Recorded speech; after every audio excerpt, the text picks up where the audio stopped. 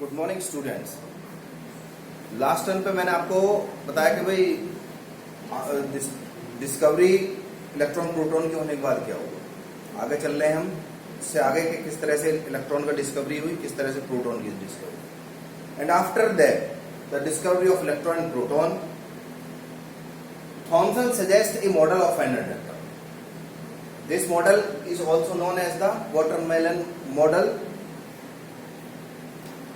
And what is the watermelon model or Thomson model? क्या है ये थॉमसन मॉडल, वाटरमेलन मॉडल?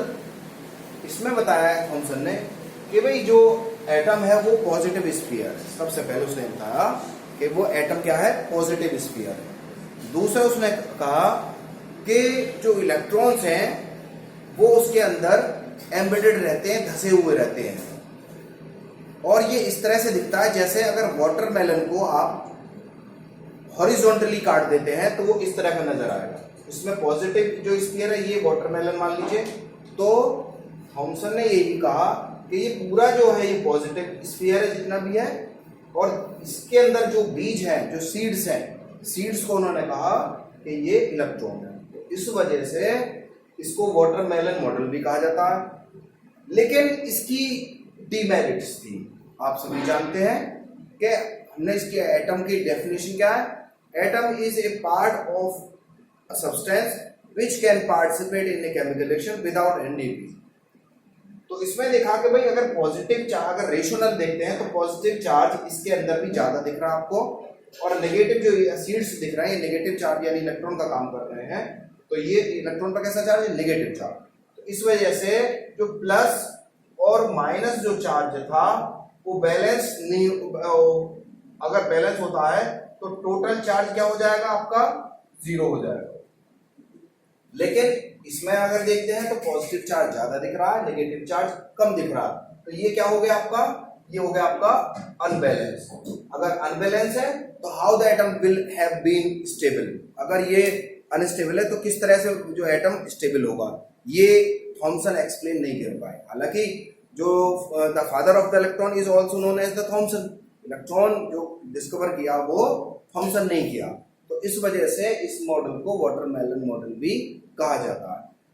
अब इसकी इस अनस्टेबिलिटी की वजह से इस मॉडल को रिजेक्ट कर दिया गया। इसके लिए हमें आगे हम जो है इसका कभी कोई बात नहीं करेंगे, हम आगे जो नए डिफरेंट मॉडल्स हैं वो पढ़ेंगे। इसकी डिस्कवरी के बाद आती है आपकी रेडियो एक्टिविटी का, और डिस्कवरी हो जाती है radioactive. Henry Becquerel and madam Curie have discovered the radio activity.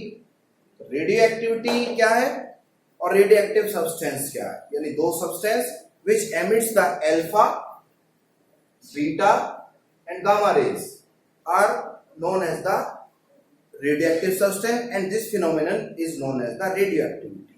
इसको हम यानी वो सब्सटेंस जिनसे अल्फा बीटा गामा रेज निकलती है वो रेडियोएक्टिव सब्सटेंस है, और इस प्रॉपर्टी को कहा गया जो है आपका रेडियो एक्टिविटी। तो याद रखेंगे अगर आपसे क्वेश्चन पूछा जाए कि रेडियोएक्टिव सब्सटेंस क्या होती है, रेडियो एक्टिविटी क्या होती है। When a substance emits the alpha, beta, gamma rays are radioactive substance, and this phenomenon is known as the radioactivity. And this clear the radioactive nature and radioactivity. इसके बाद हम देखेंगे रदरफोर्ड मॉडल आता है आपका। सबसे पहले कौन सा मॉडल है, 4 मॉडल पढ़ने हमें, थॉमसन मॉडल, रदरफोर्ड मॉडल, और एक और बात डिस्कस करते रहेंगे 1 by 1। तो दूसरा मॉडल आपके सामने आ रहा है आपका रदरफोर्ड मॉडल। ये क्या था, ध्यान से सुनिएगा। रदरफोर्ड मॉडल,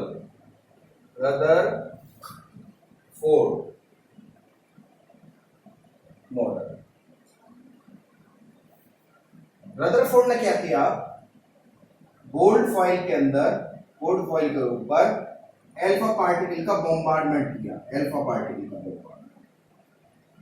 पार्टिकल बॉम्बार्डमेंट किसे कहते हैं, बमबारी करना। अल्फा पार्टिकल है ये, सारे बॉम्बार्डमेंट कर। तो क्या हुआ कि कुछ अल्फा पार्टिकल तो सीधे निकल गए, कुछ आपके इधर उधर हो गए, कुछ ऐसे थे जो वापस आपके मूव कर गए। जब ने gold foil alpha particle bombardment किया तो some alpha particle pass from the foil, some are deflected from their path and some are move to backward direction. तो ये आपका रेडियो एक्टिविटी थी। रदरफोर्ड ने इसको डिस्कस किया कि इसको देखा कि भाई क्या है, तब रदरफोर्ड ने क्या आपका मॉडल दिया जिसे कहा जाता है Rutherford model, and this experiment is Rutherford experiment.